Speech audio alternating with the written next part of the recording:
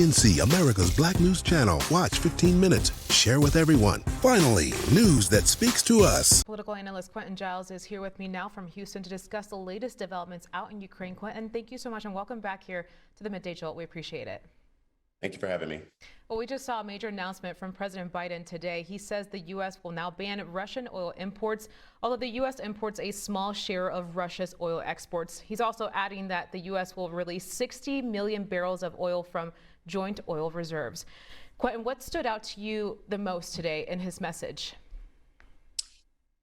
What stood out really is that he's continuing to take aggressive action against Russia.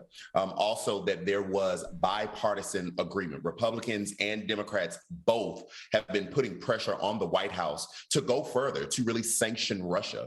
And so what stood out to me really is we haven't had unity in our congressional leadership for quite some time. And so this invasion, this war brought on by Russia, is forcing that here in our Congress between the Senate and the House. And so Joe Biden actually following through with it, which is the right thing to do, but also pinpointing that this is an opportunity for this country to try to come together, really did stand out to me.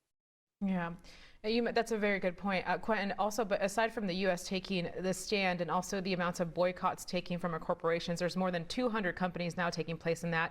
The heartbreaking images like you just saw in that package and report show up every day. That death toll now up to 474 civilian deaths. That's according to UN Human Rights Office. What is it going to take for the violence to just stop out in Ukraine? You know, I'm going to speak plainly. I think this is going to continue until Putin is finished, to be quite honest. There's been a Russian delegation and a Ukrainian delegation that has met a few times in Belarus, a neighboring country, to try to figure out some type of peace talks. And honestly, from my purview, the Russian position is really just untenable. What they would want is for Ukraine to really lay down and take what they're doing, for them to stop bombing them and stop killing them. It is basically the bully asking for all the things or saying, I'm going to continue to bully. And so because that is the point, and because we've seen the leadership of President Zelensky, who is heroically and bravely not leaving Ukraine, still holding these video press conferences like he did with the British Parliament earlier this morning, lets me know that the Ukrainian people are not going to back down. And if they're not going to back down, Putin is not going to back down.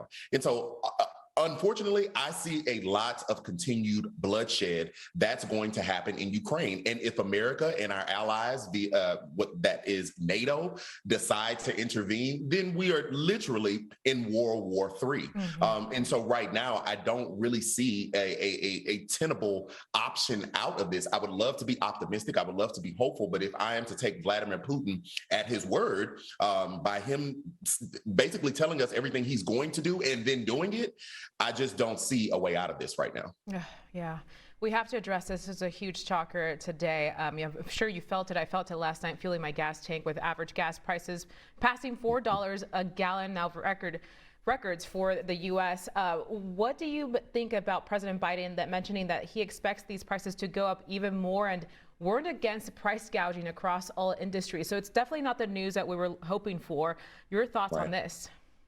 Yeah, well, I appreciate him being honest, right? Instead of coming out and lying and saying, you know, we'll work on it, it'll level out, it'll go down. On one hand, I definitely appreciate the honesty and the transparency. We need that from more of our leaders. So I'll give him credit on that.